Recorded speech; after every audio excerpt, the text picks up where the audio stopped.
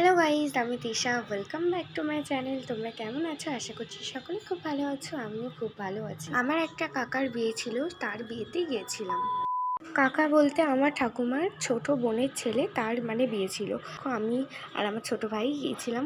ও তো ক্যামেরার সামনেই আসতে চায় না সেরকম। তারপর গাইজ মামা দাদু আনতে গিয়েছিল। তারপরে এই দেখো আমার মামা দাদুদের গরু, এই বাছুর সব একসাথে। গাইজ তোমরা কি জানো, আমি এর আগের দিন খুব বিয়েবাড়ি খেয়েছিলাম। আজকে 2 দিন চলছে, আমার 3 দিন পর পর বিয়েবাড়ি পড়েছিল। হচ্ছে যখন বিয়েবাড়ি পড়ে না তো পড়ে না, আর যখন পড়ে তো সব একসাথে পড়ে যায়। সবার সাথে কথা বলতে বলতে দেখি না বিয়ে হয়েই গেছে। তখন সবে 8টা, 8:30 এরকম বাজে। 8:30টায় পুরো বিয়ে কমপ্লিট হয়ে গেছে। গোধূলিতে বিয়ে ছিল। সো গাইস, এই হচ্ছে বর আর বউ।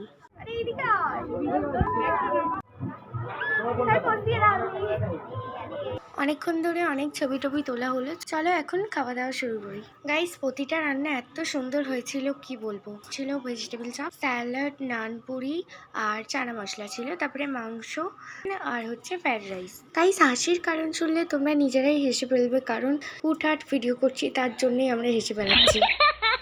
চেটে পুটে একদম সাপ্লাই করে দিয়েছি। চাটনি পাঁপড় চলে এসছে। আর আমি মিষ্টি খাই না, মিষ্টিটা ছোটো নিয়েছে তাই দেখিয়ে দিলাম। আর সাথে যে জল খেয়েছি সেটাকে দেখাবে। এই দেখে নাও, আমি এখন জল খাচ্ছি। হঠাৎ করে দাঁড়িয়ে পড়েছি ছবি তোলার জন্য। তারপর পিছনে এত গন্ধে আমি ভাবছি এটা কি ভাই।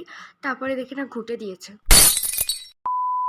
তো গাইস, আমারও বরযাত্রীর সাথে যাওয়ার কথা ছিল। এইমাত্র বরযাত্রী চলে যাচ্ছে। চলো টাটা করে এখন আমিও বাড়ি যাব।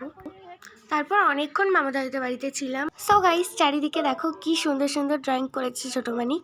আর ভিডিওটা ভালো লাগলে অবশ্যই লাইক কমেন্ট শেয়ার করে দাও, আর সাবস্ক্রাইব করতে একদম ভুলো না। চলো এখনকার মতো ভিডিওটা শেষ করছি। শুভরাত্রি গাইস।